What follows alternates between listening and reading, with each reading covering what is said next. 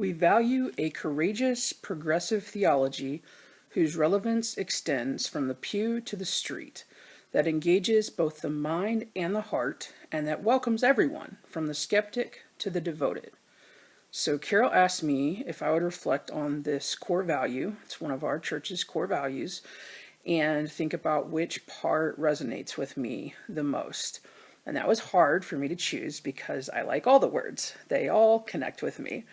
But I honed in on the part about valuing a courageous, progressive theology because it seems like I've really needed a lot of courage lately, maybe more than just lately. It's been kind of a constant theme in my life. And so it's been actually kind of hard for me to prepare my thoughts for this today because I've been struggling so much myself with fear and anxiety. So it kind of feels like, who am I to talk about having courage? But at the same time, I know that it's not about a feeling. It's courage isn't, you don't feel brave, you don't feel courageous. It's more of an action and acting in spite of the way that we feel. But I'm getting ahead of myself a bit. So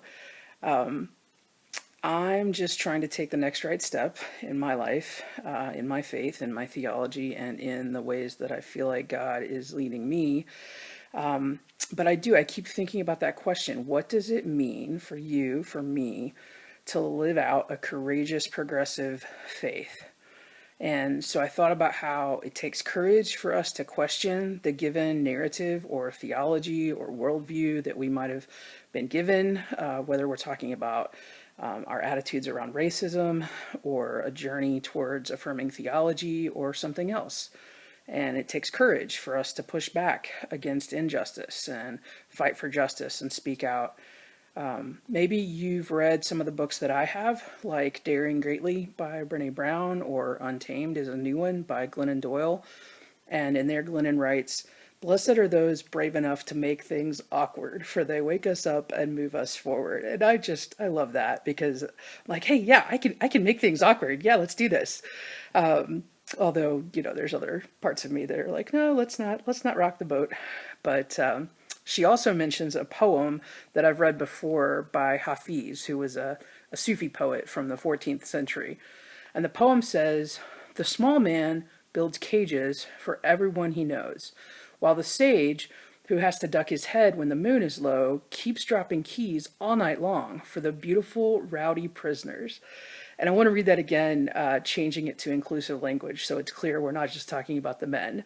So the small person builds cages for everyone they know, while the sage, who has to duck their head when the moon is low, keeps dropping keys all night long for the beautiful, rowdy prisoners. And I love that. I love the image of dropping keys for the other beautiful, rowdy prisoners, even though it may take courage to drop those keys for others to be able to find their freedom. And it takes courage often for us to find our voice, especially if we feel like our voice was silenced in the past, whether that was cultural conditioning or systems or authority figures. Maybe we were told that we couldn't be in ministry because we were women. I don't know, some of us may have been told that. And so it takes courage to push back against that. It takes courage to follow the way of Jesus, to risk safety and comfort for the sake of what God is calling us to do. It takes courage to speak up and risk making waves instead of taking the easier path of non-resistance, which is sometimes that seems like that might be nice. But so with all of these things that take so much courage, I was thinking about where I turn in the Bible for some encouragement around these themes, and I thought of the words in 1 John that remind us that there's no fear in love, because perfect love drives out fear, because fear has to do with punishment, and the one who fears is not made perfect in love. And that's the NIV translation of 1 John 4:18. The New Living Translation puts that last part a little bit differently and says that if we are fearing punishment, this shows that we have not fully experienced God's perfect love. And there's something about the way that it words that that helps me get that a little bit better. Like, yeah, if we're fully experiencing God's perfect love, that's gonna get rid of that fear. It's going to enable us to move past that fear and to act maybe in spite of that fear. So to be courageous seems like to be courageous is to be bold, and it doesn't mean we're not scared. It means we do it anyway. I have a friend that has been reminding me lately that you do it scared. Whether that's having difficult conversations with loved ones about racism, or going out and protesting, or anything like that. You don't have to feel brave to be brave, and that's really good news for me, because I pretty much never feel brave or courageous. But another helpful thing that I read was saying that courage is a means to orient oneself toward doing what must be done. And that makes a lot of sense to me. It's not just a feeling, it's more of an action. And so my question for you is, what does it mean for you to live out a courageous, progressive faith? I threw that question out a few different places online, and a person on Twitter, his handle is Chaplain Bill, he said that for him, that means to actually do work in support of the weak, indigent, oppressed, to hear, to see, and listen to those in need. Also to call out the empire or the imperial church when they are silent about racism, anti-Semitism, or homophobia.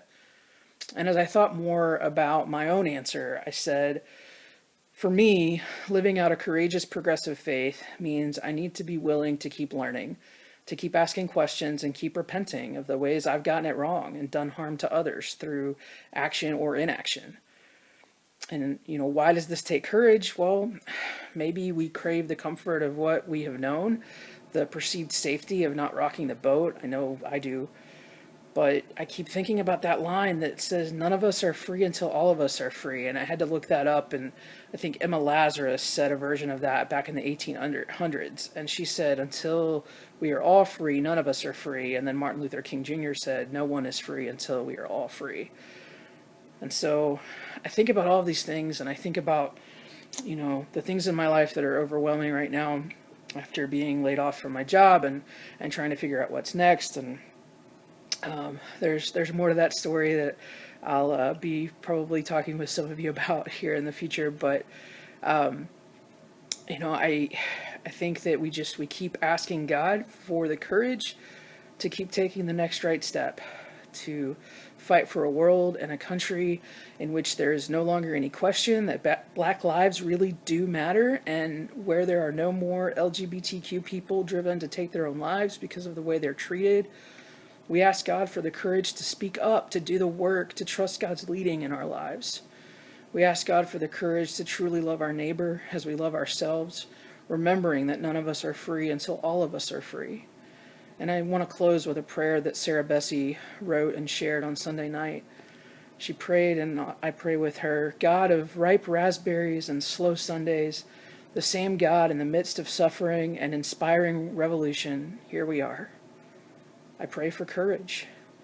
No one ever told us how much courage it takes to live wholeheartedly, did they? No one told us how brave we would have to be, and yet here we are. And I pray for the courage to rise up in us so that we can get up out of our beds for another day and do what we need to do to carry on, to move with you towards justice and shalom and feasts. I pray for an appetite to eat good food, and I pray we'll go to bed on time and sleep well. I pray we'll be good to ourselves in the midst of all of this. I pray for our hands to find work that has meaning and goodness, and for respite.